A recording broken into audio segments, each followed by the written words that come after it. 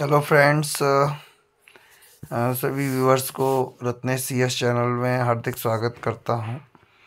ये मैंने भौतिक विज्ञान के ऊपर एक कविता लिखी थी 2012 में।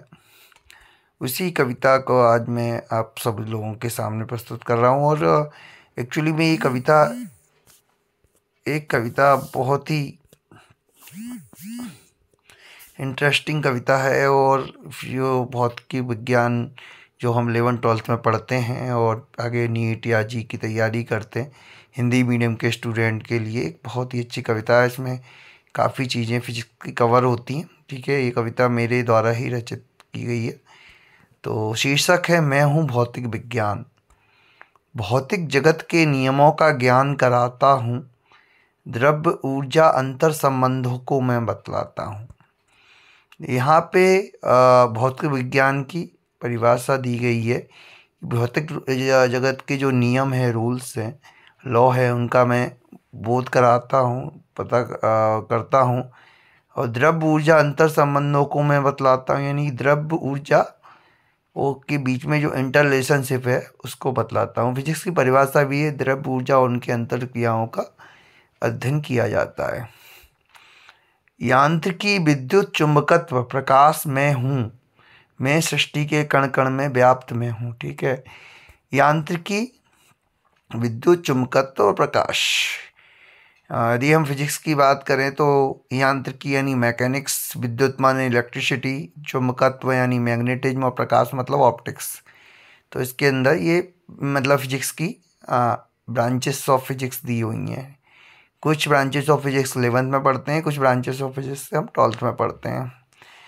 ठीक है, इसके बाद है, मैंने ही तो न्यूटन के गुरुत्वाकर्षण को नाम दिया, सेयोफल की थ्योरी को जग में विख्यात किया। ठीक है, तो न्यूटन के जो गुरुत्वाकर्षण का जो यूनिवर्सल लॉ है, किसने दिया? न्यूटन ने दिया है।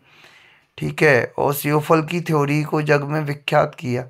तो वो कहते हैं ना, न्यूटन के सिर पे सेव गिरा था और फिर है ना, उससे न्यूटन को ने ग्रेविटेशन की खोज की थी। ठीक है, आगे है, फ्रैंकलिन ने जब घर्षण विद्युत का आविष्कार किया, चल विद्युत के द्वारा विश्व को रोशन कर दिया। फ्रैंकलिन, घर्षण विद्युत के जो आविष्कारक हैं, इन्वेंटर हैं, वो हैं फ्रैंकलिन, बेंजामिन फ्रैंकलिन।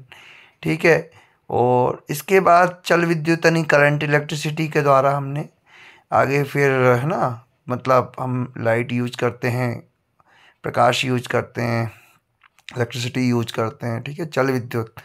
ठीक है, ओके। आगे लास्ट लाइन है हमारी, मोटर वाहनों ने ऊष्मागतिकी नियम प्रयोग किए, सृष्टि के द्रुतगामी साधनों का जग में उपभोग किया। तो मोटर वाहन यानी व्हीकल्स है ना। ठीक है, मोटर व्हीकल्स, ऊष्मागतिकी नियम यानी लॉ ऑफ थर्मोडायनामिक्स। थर्मोडायनामिक्स के 3 रूल्स होते हैं, फर्स्ट रूल, सेकंड रूल और थर्ड रूल। ठीक है, तो फर्स्ट रूल कहता है, जो एनर्जी कंजर्वेशन लॉ है वही फर्स्ट लॉ है किसका?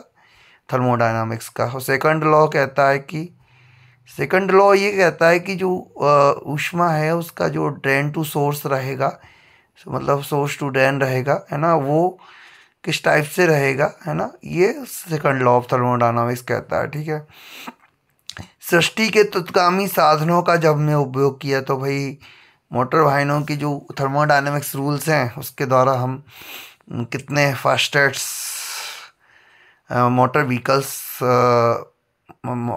है ना, जो यातायात के साधन है वो यूज होते हैं। थर्मोडायनामिक्स हालांकि बर्नौली थ्योरम यूज होती है एरोप्लेन्स में, लेकिन फिर भी वहाँ पे भी थर्मोडायनामिक्स रूल कुछ ना परसेंट तो यूज होता ही है। ठीक है, तो ये इस तरह से हमारी ये भौतिक विज्ञान के ऊपर कविता है। और ये आशा करता हूँ ये कविता आप लोगों को बहुत अच्छी लगी होगी। और फिर वही बात कि चैनल जिन्होंने सब्सक्राइब नहीं किया, चैनल सब्सक्राइब कर दें, नोटिफिकेशन को, घंटे के बटन को ऑल प्रेस कर दें।